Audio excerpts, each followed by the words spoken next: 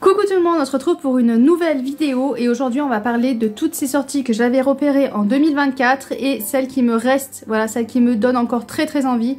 Sur le lot, j'en ai gardé 26, je voulais tomber à 25 et puis j'ai pas réussi, donc il en reste 26. C'est vraiment ceux qui me font encore le plus envie de ces sorties et je me suis rendu compte qu'il y avait quand même pas mal de Charleston. À chaque fois je repère les Charleston, je ne les achète pas et c'est toujours ceux qui me font toujours le plus envie. Donc faut que j'arrête un petit peu et que j'achète ceux qui me font le plus envie. Voilà. Donc ça c'est une liste et potentiellement voilà, faudrait que je me la note dans mon carnet 2025 histoire de me dire voilà, c'est ceux-là qui t'ont le plus donné envie en 2024. Penche-toi plus sur eux que sur d'autres. Arrête de craquer sur les couvertures. Là, j'y arrive ou pas, on saura fin 2025 si j'ai réussi à me tenir et à acheter ceux qui me font le plus envie. Oui. Allez, on part tout de suite. Donc, on va partir crescendo, donc ceux qui me font encore très envie, mais voilà. Et ceux qui me font extrêmement envie. Voilà, on part du moins envie au très envie. En 26e position, il y a de Houille et de Charbon de Sonia Karakin. Donc celui-là, j'avoue que je voulais pas le remettre. Et puis, évidemment, quand je faisais mon tri des livres qui me restaient, il y a eu une vidéo, je crois que, je sais pas si je veux pas dire de bêtises, mais je crois que c'est Dévoreuse de livres, qui en a parlé en très bien. Non, c'est peut-être pas elle, c'est peut-être... Je regardais une vidéo et elle en a parlé tellement bien que du coup, bah, j'ai eu envie de le mettre. C'est peut-être Caro Magicabou, mais... Passons. Il va y avoir sur un coup de tête, Mariana, quadragénaire qui, désemparée par une nouvelle dispute avec son conjoint, va se réveiller dans les bras d'un homme. Et très vite, elle va comprendre qu'ils sont à la veille de la Première Guerre mondiale dans une ville minière du nord de la France. Donc elle est en train de se dire, est-ce que je suis en train d'halluciner? Qu'est-ce qui s'est passé là? Qu'est-ce que je fais là? Voilà, elle se demande si c'est un cauchemar. Voilà, elle se pose vraiment beaucoup de questions. Donc voilà, donc elle va se retrouver dans cette Première Guerre mondiale. Comment va-t-elle s'en sortir? Parce que c'est pas vraiment la meilleure époque où il faut atterrir. En 25e position, il y a Dragonard de Joanne Elliott. Alors, je vous dis les positions, je sens qu'à un moment donné, je veux plus savoir où on en est. Victime d'une attaque spatiale, un éolier va atterrir sur une planète. Il y a Ox et Selene qui vont en sortir et c'est des êtres qui ont été issus de manipulations scientifiques. Donc le côté changement génétique sur les personnes m'attire toujours un petit peu, donc je suis curieuse de voir voilà, comment ça va tourner cette histoire, où on est sur d'autres planètes et où... En 24e position, il y a Camera Obscura de Maël Dessart. Alors, le résumé est un peu sur le ton de l'humour, mais si j'ai bien compris, c'est un auteur à chaque fois qui met toujours de l'humour dans ses textes. Donc, on est au 18e siècle à Londres, 19e siècle à Londres. Donc, il y a eu la grande puanteur. Alors déjà... Voilà, qui est survenu 2 ans plus tôt à Londres, ce qui a fait ça a plongé dans l'obscurité, dans la brume, tout Londres, et du coup c'est une brume perpétuelle, il y a une brume perpétuelle, et pour quelque chose de plus inquiétant encore, c'est que les cadavres vont se relever. Cadavres qui se relèvent, zombies, voilà, vous avez vite fait le lien, pourquoi ça m'attire beaucoup? Vous avez vite fait le lien. Donc on les appelle les putréfiés. Et Léandre, lui, c'est un jeune lord et qui travaille dans la médecine et qui se dit que potentiellement, ces putréfiés pourraient sauver sa sœur qui est atteinte d'une maladie incurable. Donc on va déambuler là-dedans, il va être aidé d'une journaliste intelligence mais insupportable. Enfin voilà, je pense qu'on va avoir ce ton d'humour et ce post-apo, ton d'humour qui peut être plutôt pas mal. Voilà, ça y est, j'ai perdu le compte des chiffres, donc je vous mets le chiffre. Sunlight, c'est une trilogie des torches, donc là c'est le tome 1 qui est sorti cette année de Moira Buffini. C'est des amants maudits, une amitié à toute épreuve et des amants maudits. Donc bon, normalement ça devrait pas me plaire, mais c'est les retours vraiment qui m'ont fait que je voulais absolument le lire. On est dans un futur où des formes immersives de télépathie a vu le jour. Télépathie, moi je suis d'accord. Le chant des lumières. Loin d'être accepté, 6e sens est une sentence de mort pour les habitants de Brickland. Super. Pourtant, la rumeur court qu'au-delà des frontières, les porteurs de champs de lumière des torches sont célébrés. Quand Ella comprend qu'elle est une inhumaine, un monde s'ouvre à elle, une voie est entrée en harmonie avec la sienne, alors elle décide de fuir par la liberté pour devenir une torche et éclairer l'avenir de son champ. Cette histoire de télépathie, forcément, ça donne très envie.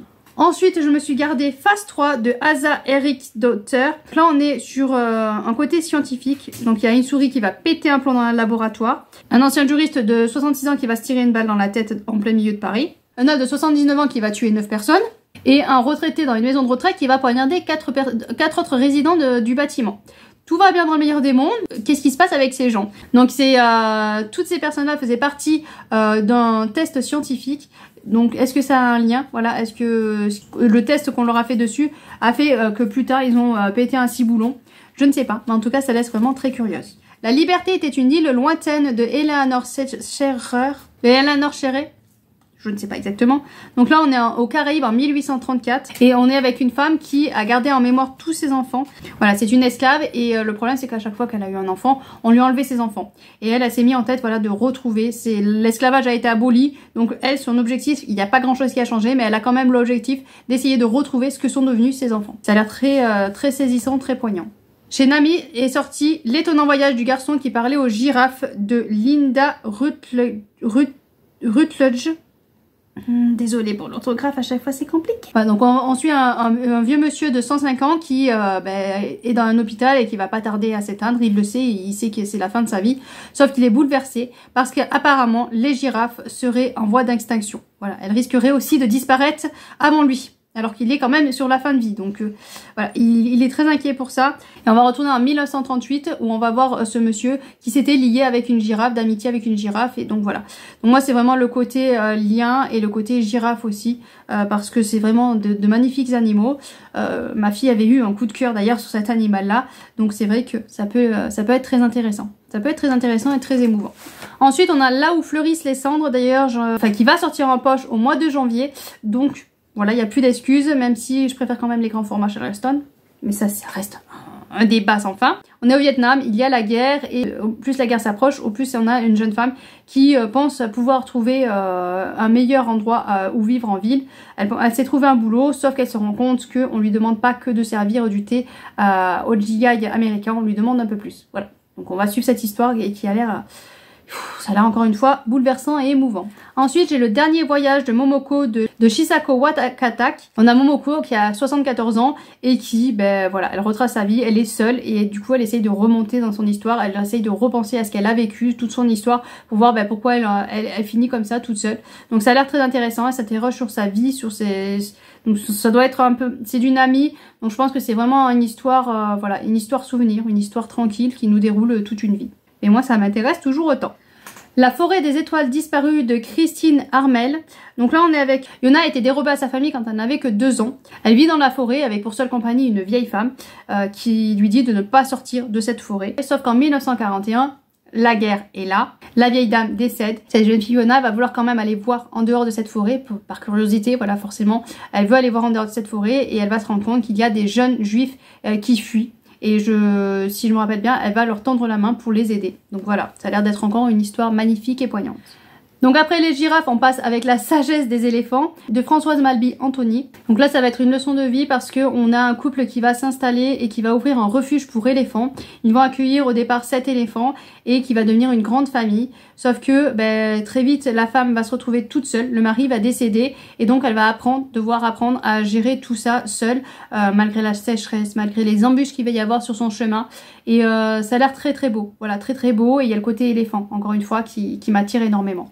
Chez Deux Axus était sorti Dernier combat de Sarah El Harifi. Je m'étais pas arrêtée sur le hardback, du coup j'avais dit que je l'achèterais soit quand il sortira en poche ou soit en brochet parce que le hardback, voilà, je le trouvais moche. Pour être honnête, je trouvais voilà, je trouve la couverture moche. Donc du coup je me suis dit je vais pas mettre un prix abominable alors que je trouve la couverture moche. Je l'achèterai quand il sortira en poche ou en brochet au pire. Donc là on est avec 3 femmes, 3 couleurs de sang, un empire qui brûle. Rouge est le sang de la magie, de l'élite et des dirigeants, ce sont les braises. Bleu est le sang des pauvres, des travailleurs et de la résistance, ce sont les cendres. Transparent est le sang des esclaves, des opprimés et des invisibles, ce sont des hanteurs. Voilà, donc on a ces 3 castes et voilà, comme d'habitude, sûrement un combat et tout ce qui s'ensuit. Mais c'est vrai que j'ai vu beaucoup de retours très positifs, donc j'ai quand même encore très envie de me plonger dans ce livre-là, qui serait une trilogie si je me trompe pas. Le sang d'encre de Néna Laboussière. On est dans le royaume des terres mêlées et là il y a une maladie qui sévit, il y a des crevasses, des choses sur le corps qui apparaissent très moches, des écailles qui recouvrent le corps et dès qu'il bouge un petit peu et tout ça, il y a du sang qui coule mais c'est du sang bleu. Du sang bleu, sauf que bon, on a une jeune fille qui est soigneuse et qui va être récupérée des bas quartiers pour essayer d'aller sauver le fils du roi qui est le futur héritier du royaume. Voilà, donc s'ensuit toute l'histoire, mais ça me laisse très intriguée par rapport à cette maladie du sang bleu. Cette année est sorti Chevaux de foudre de Aurélie Wallenstein en BD et j'avoue que je suis très curieuse parce qu'une BD d'Aurélie Wallenstein déjà ça m'attire énormément, donc ça doit être un petit peu sombre tout en étant un peu jeunesse. Donc on va suivre une jeune fille qui elle a été emprisonnée et donc on va la catapulter dans des courses de chevaux et elle est éprise de liberté, mais le problème c'est qu'elle doit un petit peu obéir pour l'instant. Dangereuse compétition contraint les esclaves à chevaucher de fulgures, les chevaux de foudre imprévisibles qui peuvent tuer leurs cavaliers d'un éclair. Ouais, donc on va suivre cette jeune fille qui va peut-être s'attacher à ses chevaux et qui vont essayer de se révolter contre cette obligation de combat avec les chevaux et la maltraitance que ça en suit. Donc avec Wallenstein, on est souvent vers une dénonciation quand même de la maltraitance animale et ça j'aime beaucoup. J'aime vraiment beaucoup. Mais Mort était génial d'abord, n'oubliez pas. Et je me rends compte, je l'ai pas mis en coup de cœur, mais au plus le temps passe, au plus c'est une histoire qui me reste en tête et qui me fait cogiter. Donc il va peut-être passer en coup de cœur quand même. Quand les oiseaux reviendront de Merja Maki, on est en 1940, on suit à la jeune Ali qui a été formée pour le métier de guérisseuse. Sauf que la guerre va être déclarée, la Finlande contre, enfin je sais plus, Finlande contre notre pays, et donc ils vont devoir aller s'exiler et certains partent en bateau, sauf qu'elle va se proposer pour conduire le bétail à un point, voilà, pour conduire le bétail en sûreté, et elle va être accompagnée de sa belle-sœur enceinte. Alors je suis très curieuse de savoir exactement ce qu'est ce bétail, parce que voilà, c'est bizarre qu'on mette un bétail en sûreté comme ça, donc je suis un peu, voilà, je suis très curieuse de savoir comment ça va tourner, pour cette belle-sœur aussi qui se retrouve à devoir amener sa bétail en sûreté étant enceinte. Vraiment je suis très curieuse de ce texte-là. Encore une BD de Aurélie Wallenstein avec des chevaux, c'est Equinox, cheval de lune. Donc là je vois que, je croyais que c'était en 3 tomes, mais en fait je vois qu'il y a écrit volume 1 sur 5 tomes. Donc, à la pleine lune, 4 jeunes filles se transforment en chevaux fantastiques. Sur Equinox, à la pleine lune, tous les humains se changent en animaux. Voilà. Et moi c'est vraiment un texte qui change, parce que souvent on les voit se transformer en loup, en tigre, mais rarement en chevaux. Donc c'est vrai que moi qui aime bien les chevaux, forcément je me suis noté Equinox qui a l'air vraiment très bien. Donc là on est avec un livre poignant parce que ça fait plus de 30 ans qu'il y a un violeur en série, un tueur en série, je sais pas comment l'appeler. Oui, c'est un violeur en série. Je sais pas si ça se dit violeur en série, mais bon, ça fait plus de 30 ans qu'il sévit, qu'il viole des femmes. Les femmes vont porter plainte, sauf qu'on ne les écoute pas. On ne les écoute pas, donc il continue, tranquille, il peut faire ce qu'il veut, parce que de toute façon, elles sont pas écoutées. Et c'est en 2018, enfin, ce violeur en série est arrêté, et donc on a ce questionnement, comment il a pu durer autant longtemps, parce que 30 ans, si on avait écouté un petit peu ces femmes, un tant soit peu, je pense qu'il aurait été attrapé beaucoup plus tôt. Voilà, et donc on a justement ce questionnement-là dans ce livre, et ça a l'air très intéressant. Quand vient la horde de Aurélie Luong. Ivan est un orphelin, mais lui il rêve de réussir, mais comme tout le monde, il a entendu parler de la Horde Blanche. C'est une troupe de mercenaires dirigée par une femme aux yeux rouges. Et il n'est pas au courant, mais la Horde Blanche en a après lui. Voilà, et si je me trompe pas, je crois qu'il va être kidnappé, et voilà, ça en suit toute l'histoire. Mais ouais, c'était le retour de Patatras, Pauline de Patatras, qui m'avait donné énormément envie de lire ce livre-là. Et lui, je crois que c'est juste le poche qui est sorti cette année. Le chemin de la dame de Marie-Noël. Donc là, tout simplement, on est durant la Première Guerre mondiale, en 1917. C'est deux jeunes hommes de 17 ans qui sont sur le front. Il y en a un des deux qui va décéder, l'autre qui va être grièvement blessé. De retour chez lui, forcément, il faut qu'il se guérisse de son histoire. Il va se passer plein d'événements. Donc vraiment, ça m'attire énormément. The Dark Descendants, le tome 1 de Kaylin Josephson. J'arrête de vous dire à chaque fois que ça me fait très envie, mais celui-là aussi il me fait très envie. Donc tous les 10 ans, les gens de Veradel se rassemblent pour Lilinir, une course de cheval magique. J'ai le résumé dessous parce que là, vraiment, pour se rappeler des noms et tout ce qui s'ensuit, c'est compliqué.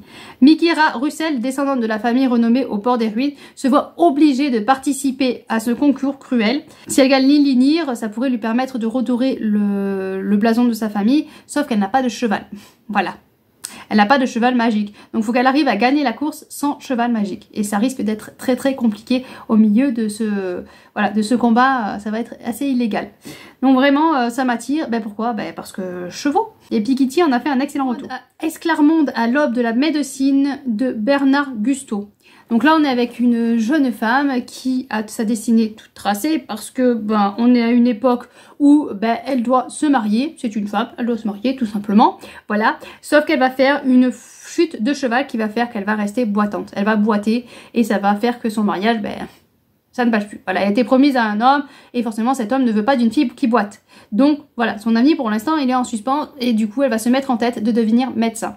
Mais femme médecin c'est pas si évident que ça. Donc on va la voir se dépatouiller dans cet univers, dans ce monde là où les femmes ne sont pas admises dans la médecine mais qu'elle rêve que de ça. Si vous me suivez vous savez pourquoi je suis attirée. Hein. Future femme médecin, ça m'attire. En 5e position, j'ai Tenir debout de Melissa d'Acosta. Alors pourquoi? Parce que c'est Melissa d'Acosta et c'est le dernier qui me reste. Normalement, je les ai tous eus. Il me reste plus que celui-là à lire, mais j'attends qu'il sorte en poche. Se pourrait-il que ce soit ça, cette bête noire qui remue dans ma poitrine, piétinée, déchirée, ronge tout autour d'elle, avec la férocité d'une hyène, ne me laissant qu'un trou béant dans le cœur, et une sécheresse dans la gorge. La culpabilité. Se pourrait-il que ce soit ça, aimer malgré tout, aimer malgré soi, aimer mal, aimer sans savoir pourquoi, aimer. Voilà, je lis juste ça, mais c'est vrai qu'il m'avait pas plus attiré que ça, mais quand j'ai vu Melissa d'Acosta, forcément je me le suis noté. Normalement c'est le seul qui me reste de l'auteur à lire. En 4e position, il y a La Psy de Freda McFadden.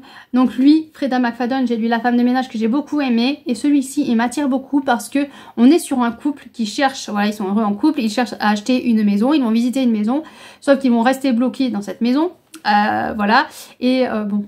C'est un peu particulier, mais bon. Ils sont bloqués dans cette maison et du coup, la femme va se mettre à regarder les cassettes qu'a eu l'ancienne propriétaire, parce que l'ancienne propriétaire était une psychologue, et du coup, elle va regarder ces vidéos. J'avoue que je serais très curieuse aussi, moi. Hein. Si j'étais bloquée à un endroit, que je savais qu'il y avait des cassettes d'anciens patients d'une psy à m'apporter, je pense que j'aurais la curiosité aussi de regarder. Voilà, donc du coup cette femme elle est bloquée là et qu'est-ce qu'elle fait? Ben, elle va regarder petit à petit les cassettes de la psy et elle va découvrir des secrets qu'elle n'aurait pas dû. Voilà, donc ça a l'air très très intriguant et c'est vrai que ça m'attire énormément. Donc j'attends la sortie poche.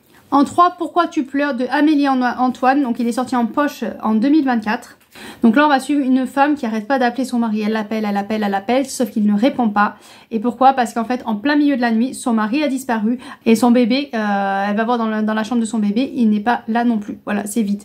Donc du coup, ça laisse très très curieuse. Et c'est vrai que c'est encore une fois l'avis de Pikiti qui l'avait lu et qui m'avait énormément donné envie de lire ce livre-là. Vraiment, elle en avait parlé tellement bien que j'avais envie de craquer. Là, je sais maintenant qu'il est en poche, il est sorti cette année. Donc voilà, je sais pas pourquoi j'attends, il faut que je craque. En plus, là, on arrive dans le top 3 là, qui me font le plus envie. En 2, c'est Ne vois-tu rien venir de Amélie Antoine. Donc c'est un roman puissant pour lutter contre le harcèlement scolaire. Alors c'est vrai que, je vais pas vous mentir, au début je l'avais pas bien repéré. J'ai vu des retours, je crois qu'il y a Pikiti d'ailleurs aussi, des retours de lecteurs. Et il y a eu aussi ce moment-là où quand je faisais mes recherches pour voir quel livre 2024 des sorties que j'avais repéré qui me tente toujours, il était là. Voilà, il était là au moment où j'ai eu l'histoire avec mes enfants, le CPE, ce gamin qui arrêtait pas d'enquiquiner mon petit 6e. Du coup, quand j'ai vu ce titre-là, j'ai dit ah celui-là il me donne trop envie. Celui-là il me donne trop envie pour voir comment il a été tourné, comment on raconte les choses sur cette histoire d'harcèlement scolaire. Voilà. Donc forcément, si je l'ai sélectionné, c'est vraiment par rapport au moment où je faisais ma sélection, où les événements qui se sont passés aussi dans ma vie ont fait que du coup celui-là m'a attiré du coup énormément, m'attire énormément. Donc on arrive au top 1, celui qui me fait le plus envie. Alors je vais pas vous mentir, c'est surtout le nom de l'auteur qui m'attire le plus dans cette histoire-là, parce que c'est Dragonia de Pierre Grimbert. C'est un auteur que j'ai découvert et dont la plume est tellement belle, tellement magnifique que je me dis que celui-là, avec une histoire de dragon, ça peut que le faire. Voilà, donc on va être dans un univers merveilleux avec des dragons. Avec la plume de l'auteur, ça peut que, de Pierre Grimbert, ça peut que donner quelque chose de magnifique. Et si je me trompe pas, il y a 2 histoires dans ce livre-là. Si je me trompe pas, si c'est bien celui-là. Enfin, en tout cas, voilà, c'est celui qui m'emballe le plus par rapport au nom de l'auteur. Là, j'avoue, c'est vraiment l'auteur là qui m'attire le plus, que je ne veux que découvrir, continuer à découvrir sa plume, que j'ai adoré dans ses autres romans adultes et voir ce que ça donne en jeunesse. Donc voilà pour tous les livres que j'avais repérés en 2024 et qui m'attirent et qui m'intéressent toujours autant. Sur ce, je vous laisse. N'hésitez pas à me dire si vous avez des titres que vous aviez repérés en 2024 et qui vous attirent toujours autant et que vous n'êtes pas procuré. Voilà. Sur ce, je vous laisse. Je vous souhaite de bonnes lectures. Et à bientôt, bien sûr. Il y a le petit puzzle, on n'oublie pas.